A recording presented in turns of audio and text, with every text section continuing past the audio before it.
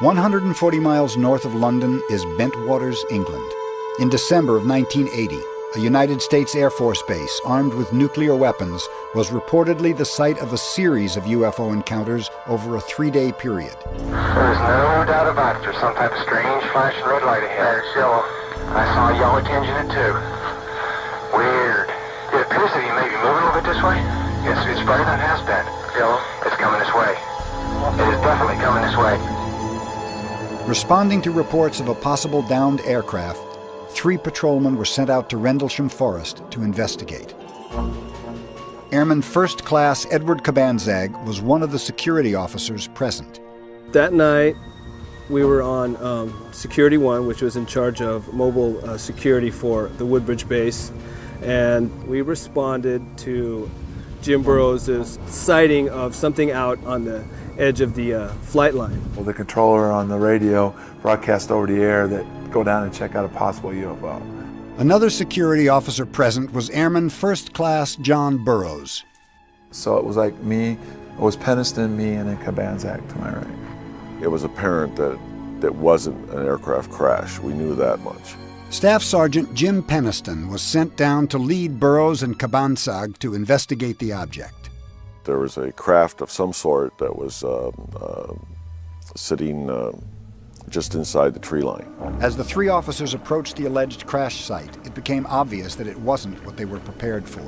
Burroughs would say to Jim Penniston, "Do you see that? Do you see what's out there at the edge of the trees?"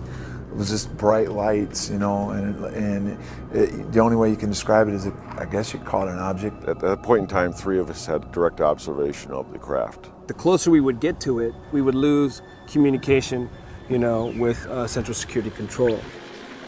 Cabansag was sent back towards the base to help transmit radio communications between the other 2 officers, who went further to investigate. The only noise we heard out in the woods was the noise of the animals. Just as Burroughs and I entered the tree line, the shape of the craft was defined. The closer we got, the more the white light dissipated, but what appeared was a triangular craft.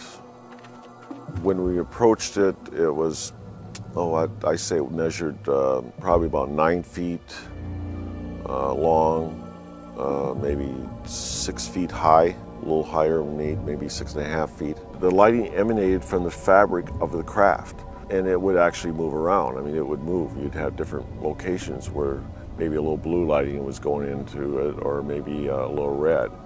And then there must have been some type of lighting underneath of it, because it silhouetted the aircraft itself. What I did that night is I had my notebook with me. I went around and started doing a 360 walk around the area, recording my observations. I was looking underneath the craft like that. I had taken quite detailed notes on that. Type of aircraft still unknown. No apparent landing gear. No sound, but appears to be pulsating somehow.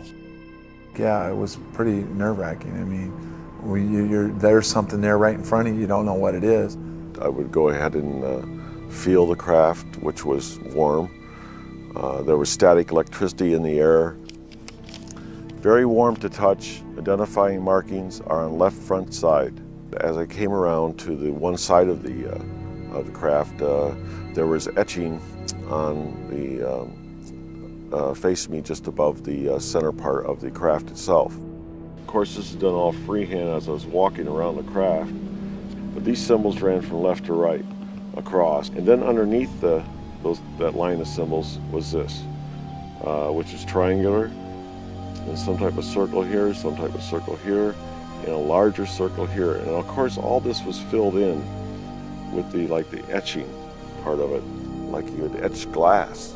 So those symbols were raised, and they had a different feel than the rest of the fabric of the craft.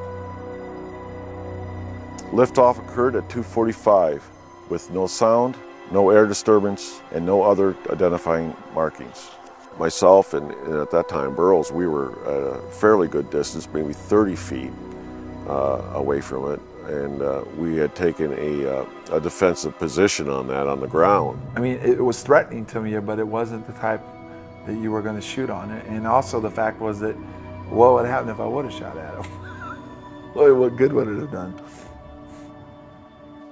And then it started moving back in between the trees with absolutely no sound, no air disturbance at all. Whatever it was went up and shot back up out over the trees, just like he was there and was gone. Takeoff, unknown speed, and I write, impossible. Details of this sighting were first made public when this Air Force memo was obtained through the Freedom of Information Act. It states, the object was described as being triangular in shape, approximately 2 to 3 meters across the base and approximately 2 meters high. It had a red light on top and a bank of blue lights underneath. As the patrolman approached the object, it maneuvered through the trees and disappeared. This Air Force memo was written by Deputy Base Commander Charles Halt. General Gordon Williams, who was commander of the base at the time, denies either seeing or authorizing the release of this memo. In a tape recording presented to General Williams, Airman Burroughs questions how a story of this magnitude could escape his oversight. How did Colonel Halt's memo go up without you knowing about it and reviewing it and allowing it to happen? Anything that left that base that significant to a foreign government would have to be cleared by you. Do you agree with that? Yeah, I didn't. Let me ask that last part about that memo. Okay. Yeah, I agree. That went under the door and I didn't see it. Now, did he have a motivation in doing that? Did he think that if he brought it into me, I would have stepped on it? I certainly would have looked at it very carefully because it had some things in there that I don't think we were prepared to defend. Lieutenant Colonel Halt was most likely motivated to write this memo because he too was a witness to a second occurrence, as he himself states at the bottom of the document. Numerous individuals, including the undersigned, witnessed the activities. Signed, Charles I. Halt, Lieutenant Colonel, United States Air Force. He captured the encounter on his pocket tape recorder. Now we've got an object about 10 degrees directly south, 10 degrees off the horizon. And the ones to the north are moving, one's moving away from us. It's moving out fast. There's one on the right heading away too. Yeah, we're both heading north. I believe that he went out there to debunk the whole situation, and I think he got in the middle of a situation he couldn't explain either. Here he comes from the south. He's coming toward us now. He came toward us, it stopped overhead, and sent down a beam. Well, the beam wasn't like an ordinary beam of light that radiates out. It was a focus beam like a laser beam that illuminated the ground, a small circle probably 2 foot or so in diameter. Now we're observing what appears to be a beam coming down to the ground. This is unreal. When I gave the tape that I made to my superior, he took and played it to 3rd Air Force, to the commander and the staff, and they all scratched their head, and the answer finally was, it's a British affair, leave it to them, give it back to them. Hence, I wrote the memo that has become public. I think that Halt was definitely wrong in doing that. Once that cat was out of the bag, you know, I couldn't put Humpty Dumpty back together again, and it lived its own life. What did happen over a period of 3 days at Bentwaters? Did a UFO actually land at a U.S. air base in England? That is one explanation, that it actually happened, as Colonel Halt reported. The other explanation is that it didn't. And in that case, one is bound to assume that Colonel Halt and all his men were hallucinating. The British Ministry of Defence's position is that nothing that took place at Bentwaters was of any defense interest.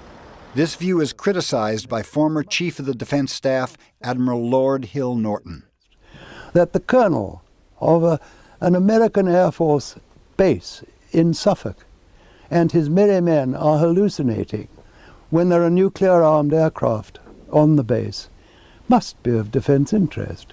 If indeed what he says took place did take place, and why on earth should he make it up, then surely the entry of a vehicle from outer space, certainly not man-made, to a defense base in this country also cannot fail to be of defense interest. The public position of the Ministry of Defence is that UFOs pose no threat to the defence of the realm. Well, I quite understand such statements, and indeed during my tour of duty I probably wrote statements like that.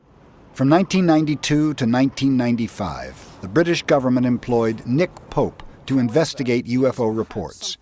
He now differs with their position. While it's true to say that there's been no overt hostile action, it certainly seems to me premature to say that there is nothing of any defence significance when you don't know what they are.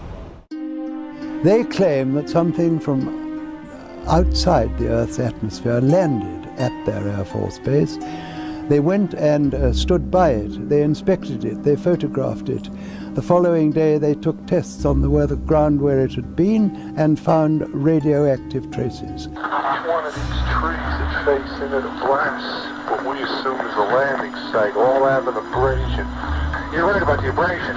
I've never seen a tree that's, never seen a pine tree that's been damaged react that fast. Bottle to put that in. Yeah, you got a sample bottle? Just from the soil. But when we went back out there in the area the next morning after we got off duty and found areas where something was damaged, that's when you're even more like, what's going on, you know? I think it's fairly well known that Colonel Halt and his team examined the landing site very carefully, both the damage to the trees and the 3 indentations found on the forest floor where this metallic craft was seen to land. Jim went back 2 days later and made plaster casts. You can see the sides. It's approximately 8 to 10 inches across and about 3 inches deep at its maximum point. This is cast number 2. He made an impression of all 3 of the indentations and they were all identical. The United States Air Force position is that there was a sighting on the base, witnessed by both high-ranking officers and base security police. However, according to the United States Air Force, military personnel mistook a stationary lighthouse for a UFO. I was told to sign some paperwork stating that what I saw out there was just the beacon that was out there, and that there was nothing out of the ordinary.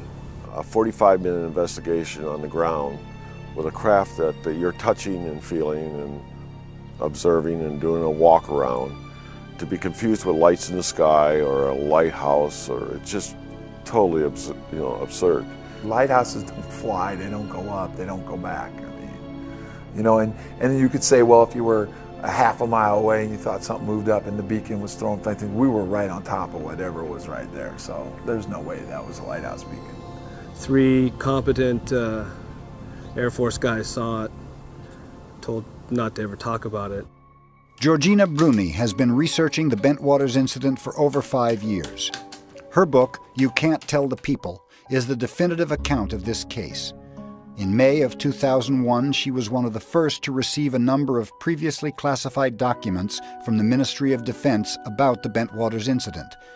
These documents are known as the Rendlesham files. In one of the first documents in the file, we have now, in black and white, that General Gabriel, who was the Chief of the United States Air Force in Europe, was handed taped evidence.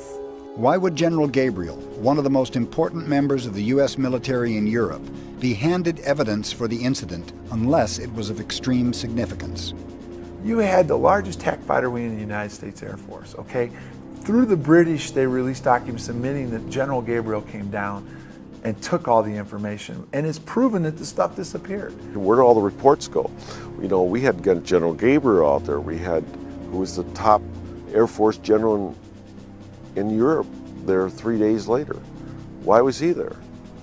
Well, he's there to manage what was going on. He was there for information control. He was there to obtain evidence. He was there for all that stuff that they're denying happened.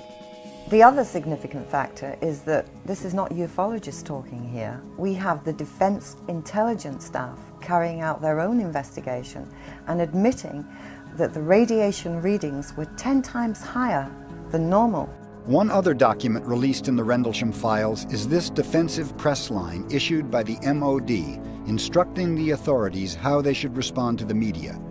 It states that MOD was satisfied that there was nothing of defense interest, and there was no question of any contact with alien beings. We were told not to talk about it, so we didn't. What we saw out there was definitely unidentifiable. What I saw did not appear to be man-made. It was way beyond any technology we had at the time and probably even do today. I could never identify what it was. That's why I've always called it a UFO. I could say without a doubt